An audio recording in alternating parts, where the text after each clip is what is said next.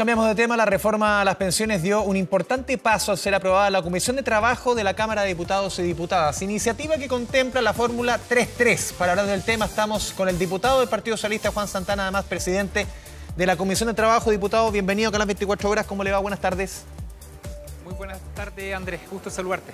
Igualmente, diputado. A ver, ¿cuáles son las expectativas que tiene usted después de pasada la Comisión de Trabajo? Vienen otras instancias, viene la votación en sala, viene el Senado, que uno también ve en términos de voto que puede ser aún más complejo de lo que podría resultar la Cámara de Diputados. ¿Cuál es su expectativa para lo que viene en este proyecto que usted me imagino que comparte? Es el más importante para el gobierno del presidente Boric.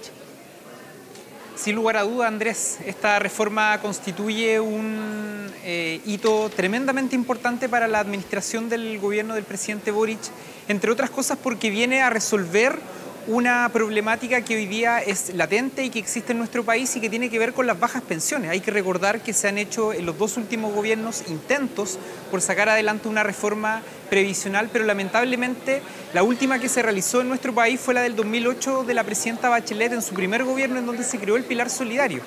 Lamentablemente, luego de eso, son muy pocas cosas las que han ocurrido en materia previsional y hoy día se está proponiendo... La PGU, que no es menor, diputado, perdón que lo interrumpa, pero en enero del año pasado, y coinciden casi todos los especialistas, hace 2 años, que la PGU también fue otro hito fundamental. Muy importante, solo con la salvedad, Andrés, ¿sí? de que la PGU es la continuidad del claro, Pilar Solidario, sí, que es la primera expresión de aporte del Estado para mejorar las pensiones. Por eso yo hacía el hito del 2008, claro, que me parece que es muy importante y que, por cierto, su continuidad en la PGU, que hoy día además la reforma plantea aumentar a 250.000 pesos. Pero hay otras cosas que hay que revisar y por eso esta reforma, decíamos, es una reforma integral que contempla no solamente el aumento de la pensión garantizada universal, sino que también otras cosas como, por ejemplo, la creación del seguro social con este aumento de la cotización adicional de los trabajadores y trabajadoras, que en este caso va a ser con carga al empleador. Por otra parte, se separa la industria, que me parece que algo también muy relevante, porque nunca antes se había modificado el cómo está funcionando hoy día la industria de las AFPs. Se separa en 2 grandes funciones, aquella que tiene que ver con la administración de cuentas, es decir, la entrega de certificados, la atención de público, y por otra parte, la inversión de fondos, en donde se aplica a través de esta reforma un principio que fue muy discutido y muy defendido por quienes son hoy día oposición y que tiene que ver con la libertad de elegir. Hoy día las personas en nuestro país, los jubilados y jubiladas, no pueden elegir dónde se inviertan sus fondos de ahorro previsional. Y esta reforma lo que hace, entre otras cosas, es establecer la creación de un ente público, pero también permitir la participación de privados, entregándole al afiliado la posibilidad de elegir cuál es el órgano, cuál es la institución que invierte sus ahorros ahorros previsionales. Sí, revisando sobre todo las declaraciones de la oposición, casi todos han dicho, no solamente el tema, y lo hemos conversado otras veces, diputado, del 6-0 que buscó la oposición, todo a cuenta individual, sino que ellos dicen no tenemos ningún incentivo a votar a favor de esta reforma. Y se lo pregunto por qué. Porque uno ve que la derecha prácticamente sin moverse, el gobierno ha flexibilizado y ha cambiado del 6-0 a un seguro social a un 3-3. Siento, y aquí le pido su opinión, que la derecha, o la centroderecha también, sin moverse, ha logrado que el gobierno se mueva a un 3-3. Es decir, ha logrado que, sin ni siquiera negociar, que el gobierno ya está en 3-3. ¿Qué incentivo tienen a negociar? Con un matiz, Andrés, ¿sí? De que el hecho de que el gobierno haya modificado sus posiciones iniciales generó, entre otras cosas, lograr amplitud en el respaldo a la idea de legislar, que es aquello con lo que nos encontramos el año pasado en la reforma tributaria. Hasta el Partido de la Gente. Hasta la DC, el Partido de la Gente y la bancada de demócratas asumieron un compromiso de votar a favor de la idea de legislar. Seguramente el debate en torno a la distribución del 6% de cotización adicional es un debate que va a continuar en la tramitación en la sala de la Cámara de Diputados y probablemente también en el Senado. Pero lo importante es garantizar de que va a seguir existiendo la posibilidad de hacer una reforma al sistema de pensiones en nuestro país y que no ocurra esto que pasó con la reforma tributaria, que nos demoraríamos un año más en volver a discutir si es que se rechaza en sala la idea de legislar. Pero respecto a lo que tú decías, Andrés, mira, yo solamente quiero poner 3 ejemplos. En lo referente a la administración de cuentas, bueno, la oposición pidió la participación de privados. Se dio la participación de privados a través de una modificación que se hizo a través de la indicación que ingresó el gobierno en donde se asume a través de una licitación que lleva adelante un ente público la participación de estos mismos. Respecto a la distribución del 6%, efectivamente el gobierno planteó inicialmente que el 6% de cotización adicional iba a ir destinado a la creación de un seguro social cuyo objetivo era aumentar las pensiones de los actuales y de los futuros jubilados. Sin embargo, el gobierno posteriormente bajó esa expectativa a 4 puntos para solidaridad y 2 para cuentas de capitalización individual, y hoy día ha modificado esa postura estableciendo un 3 para cuentas de capitalización individual y un 3 para solidaridad. Es decir, Andrés, quien plantee, tal como lo hace la oposición, que el gobierno no ha cedido en sus posturas iniciales es sencillamente porque yo creo que no quiere ver las modificaciones y el cambio que ha tenido este discurso con el pasar de los casi 14 meses desde que se presentó la reforma previsional en la Cámara de Diputados y Diputadas. Sí, lo que yo le planteaba es que la derecha dice no hay ningún incentivo. Ellos siguen prácticamente en el mismo pie. En el fondo, ¿qué futuro le ve a usted esto en la votación en sala? ¿Sí? Yo me he ido forjando una convicción a propósito de lo que usted dice, Andrés, y es que los partidos de oposición pareciera ser que no quieren que se concrete una reforma al sistema de pensiones. ¿Y sabe cuál es la conclusión que yo saco? Yo creo que no le quieren dar un triunfo al gobierno del presidente Boric, porque de esa forma lo están interpretando. Y me parece que es tremendamente mezquino el que por evitar que el gobierno aparezca como el gobierno que aumentó las pensiones de los chilenos y chilenas, se sacrifique la posibilidad de mejorar la vida a través del aumento de sus ingresos de los actuales jubilados y jubiladas. ¿Qué duda cabe de que hoy día no estar apoyando una fórmula de 3% para cuentas de capitalización individual y 3% para la creación de un seguro social en circunstancias que fue el propio gobierno del expresidente Piñera quien promovió esta idea es bastante poco entendible? ¿Qué duda cabe que, por ejemplo, el día de ayer, en la votación de la Comisión de Trabajo, la derecha, que anunció incluso que si se separaba el proyecto de la PGU de la reforma previsional del gobierno, ellos iban a votar a favor, pero sin embargo ayer cuando se vota la norma del aumento de la pensión garantizada universal a 250.000 pesos, la derecha en bloque rechaza esta idea?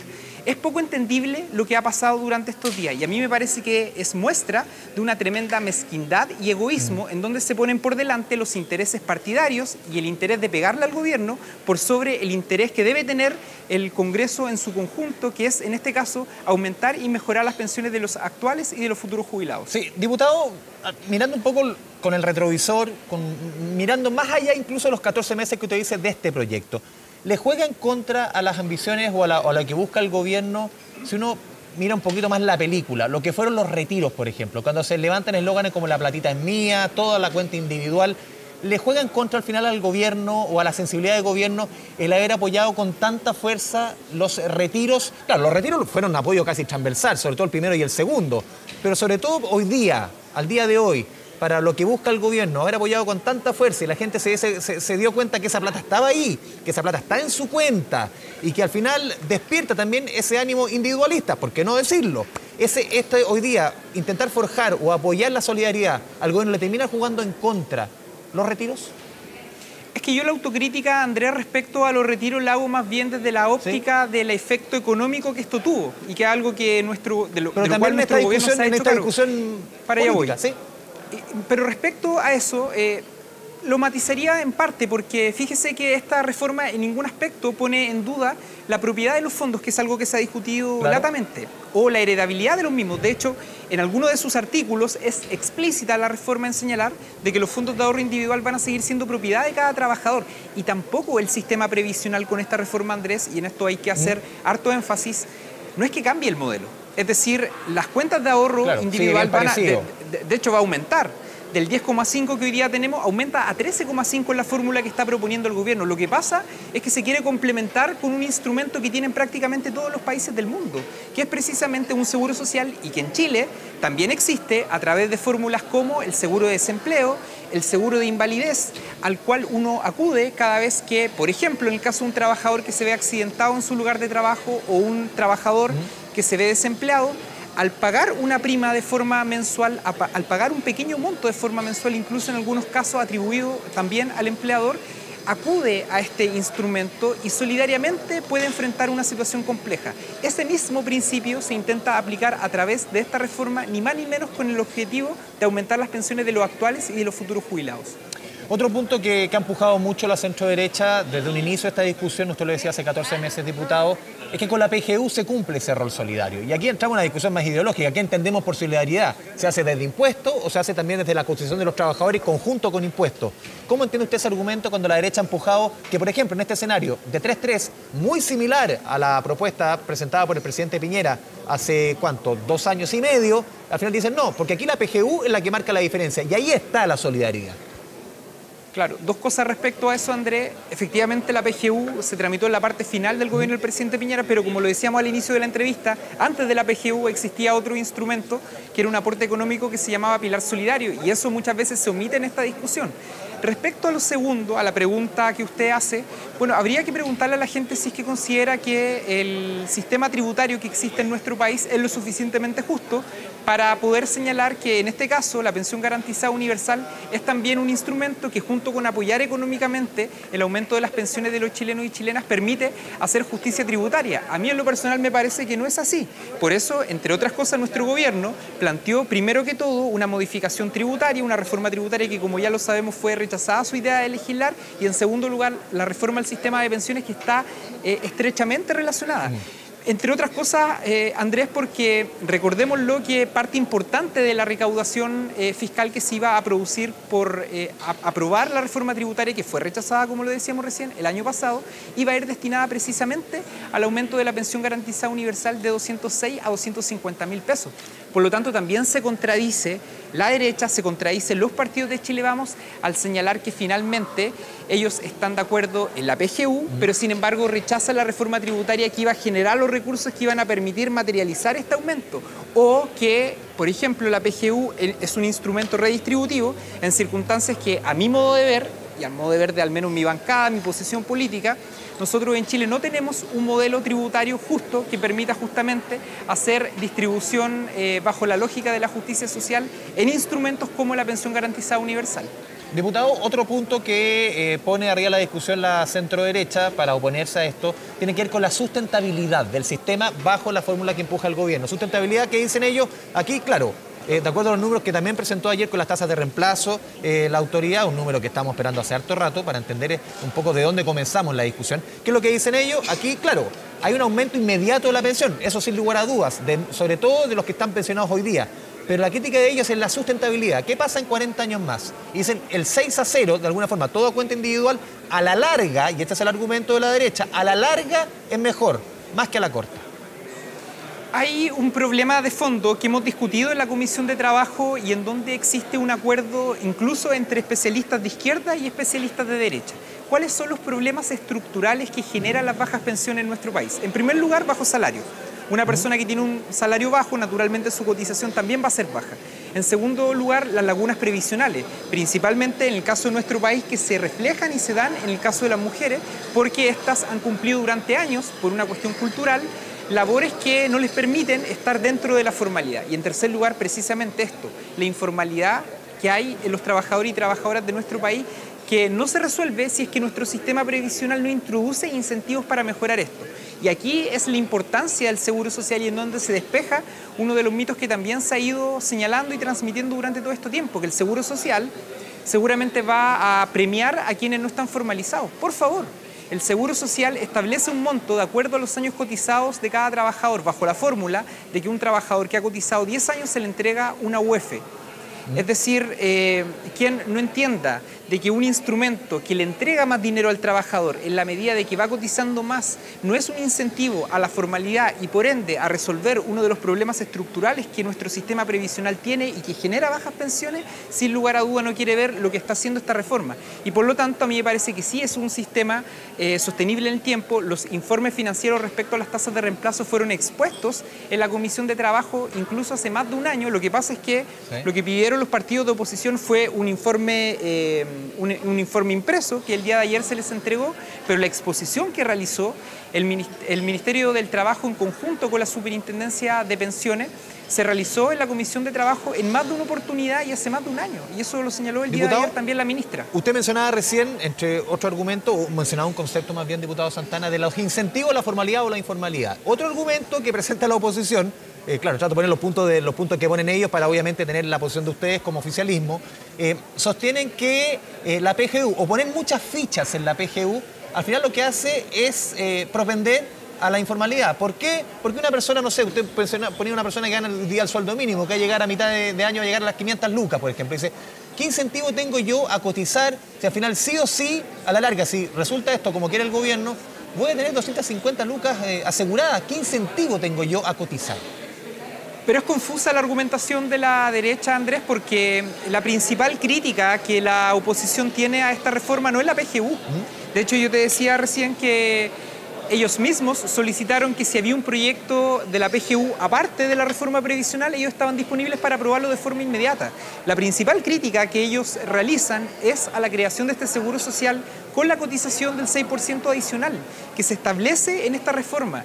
Y naturalmente nadie podría pensar que esa fórmula, que ese instrumento que el gobierno plantea crear a través de la reforma es un instrumento que incentiva la informalidad, muy por el contrario por el argumento que te daba. Es decir, mientras más años cotiza una persona, más va a recibir por concepto de este seguro social. Te pongo un ejemplo claro, el tope, 30 años cotizado, un enfermero que trabajó en un hospital, que cotizó 30 años.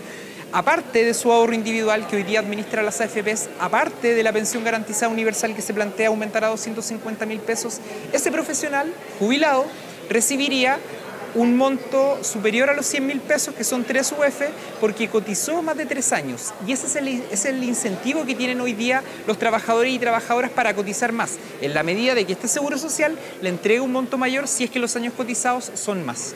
Sí, el problema es que hoy día el promedio de cotización en el caso de los hombres llega con suerte al 50% y las mujeres ni hablar. Y ese es un problema que hay que resolver. Sí.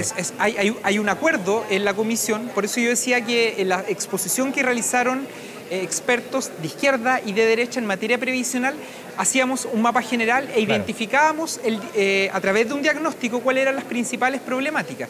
Y decíamos, por supuesto, que efectivamente hay que cotizar más. Los países de la OCDE cotizan en 18% en promedio. Nosotros cotizamos 10,5% y vamos a aumentar en un 6%. Tampoco tenemos una cotización que vaya con carga patronal, con carga al empleador. Bueno, esta reforma plantea precisamente que este 6% va a ser con carga al empleador y por lo tanto el trabajador en su salario no va a haber ninguna disminución. Sí, usted ponía el promedio de la OCDE, uno conversando con varios especialistas que están a favor y en contra de esta reforma, muchos te dicen que muchas veces también el foco está un poco puesto en el 6% y debe estar en otras herramientas. Por ejemplo, usted mencionaba el tema de la OCDE, 18%. Muchos se sostienen que la cotización debe ser mínimo 18-20 en nuestro país, que ya el 16 queda corto en esta discusión, sobre todo después de los retiros. Ahora, ¿por qué es solidario? Yo estoy muy de acuerdo en eso, André, y que ojalá la cotización aumente, pero naturalmente si la cotización es más para un trabajador y solo para el trabajador, su salario va a disminuir y legítimamente se va a cuestionar si es que para tener una pensión de miseria, como hoy día son las que entregan las AFPs, quienes administran los ahorros individual de cada trabajador, se podría cuestionar si es que es necesario justamente cotizar. Por eso es necesario que la administración y la rentabilidad de los fondos pueda ser revisada. Esta reforma lo hace, por eso es necesario aumentar el porcentaje de cotización que hoy día llevan adelante los trabajadores y trabajadoras, pero también es importante, y cuando hablamos de solidaridad no solamente hablamos de la creación del seguro social, sino que también hablamos de que en esta lógica de previsional que hay en Chile, en donde el Estado aporta a través de la PGU, en donde el trabajador destina un monto de su salario al ahorro individual, también exista una responsabilidad de quien hoy día está ausente de este sistema, que son los empleadores, como ocurre en cualquier parte del mundo, en donde los empleadores también juegan un rol importante y con ello generan mayor tranquilidad y dignidad en la calidad de vida y en la calidad laboral de sus trabajadores y trabajadoras. Diputado Juan Santana, le agradecemos este espacio con Canal 24 Horas, que tenga una buena tarde. Muchas gracias, Andrés. Muy buenas tardes también para ti. Chao, chao.